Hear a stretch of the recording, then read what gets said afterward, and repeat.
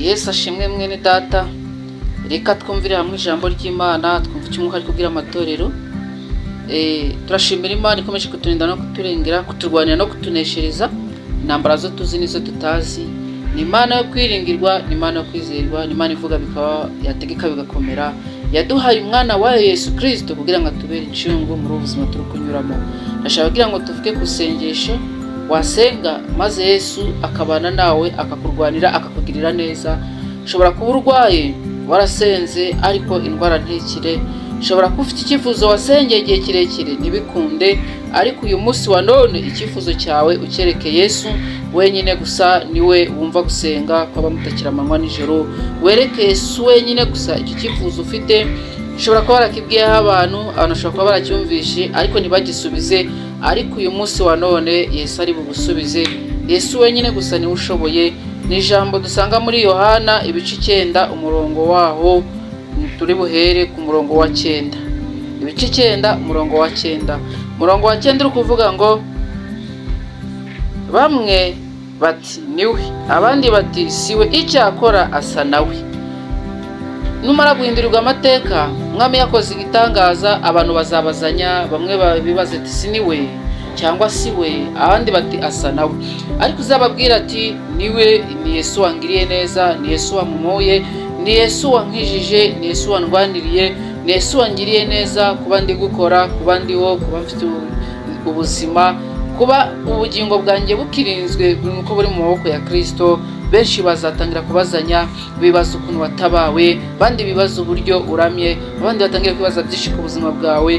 Nawe uzababwira ati ni njyewe, Yesu yangiriye neza. Bamwe bati niwe, abandi bati siwe, icyakora asa nawe. Nawe arabasubiza ati ni njye. Baramubaza bati mbese wahumutse gute? Arabasubiza ati ni wa muntu witwa Yesu yatubye akondo akansiga ku maso, arambwira ati jya i Silowamu ugende wiyuhagire. Nuko ndagenda ndiyuhagira ndahumuka. Nawe humuka mu izina rya Yesu. Hari byari bikubaye igihe kirekire, byarabaye akarande, bikubaho igihe kirekire, urabisengera ntibyakunda, ariko uyu munsi wa none Yesu arabyemeye. Genda nawe uhumuke, genda nawe ukore, genda nawe ubake, genda ugira amahoro. Niryo sengesho usenge, wumve yuko Yesu yaguhumura, usenge ukumva yuko Yesu yakugirira neza, usenge wizeye. Arabyemeye umunsi wa none. Wabisengeye igihe kirekire ntibyakunda, ariko iki gihe nicyo cyari kigeze kugira ngo ubone neza y'Imana. Akira neza ijambo ry'Imana. Yesu ashimwe mwene data. Reka twumvire hamwe ijambo ry'Imana, twumve icyo Umwuka ari kubwira amatorero. Turashimira Imana ikomeje kuturinda no kuturengera, kuturwanira no kutuneshereza. Intambara zo tuzi nizo tutazi. Ni Imana yo kwiringirwa, ni Imana yo kwizerwa, ni Imana ivuga bikaba, yategeka bigakomera. Yaduhaye umwana wa Yesu Kristo kugira ngo atubere incungu muri ubuzima turi kunyuramo.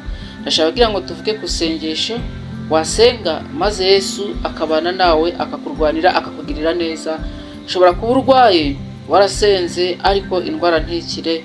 Ushobora kuba ufite icyifuzo wasengeye igihe kirekire ntibikunde, ariko uyu munsi wa none icyifuzo cyawe ukereke Yesu wenyine gusa. Niwe wumva gusenga kw'abamutakira amanywa nijoro. Wereke Yesu wenyine gusa icyo cyifuzo ufite. Ushobora kuba warakibwiyeho abantu bashobora kuba baracyumvishe ariko ntibagisubize, ariko uyu munsi wa none Yesu ari bugusubize. Yesu wenyine gusa niwe ushoboye. Ni ijambo dusanga muri Yohana ibice 9 umurongo waho. Turi buhere ku murongo wa 9. Ibice 9 umurongo wa 9. Umurongo wa 9 uri kuvuga ngo bamwe bati niwe, abandi bati siwe, icyakora asa nawe. Numara guhindurirwa amateka, Umwami yakoze igitangaza, abantu bazabazanya, bamwe bibaza ati si niwe cyangwa si we, abandi bati asa nawe.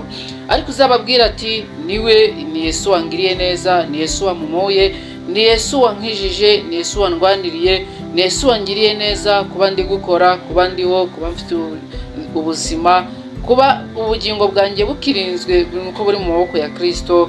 Benshi bazatangira kubazanya, bibaza ukuntu watabawe, bandi bibaza uburyo uramye, abandi batangira kwibaza byinshi ku buzima bwawe. Nawe uzababwira ati ni njyewe, Yesu yangiriye neza. Bamwe bati niwe, abandi bati siwe, icyakora asa nawe.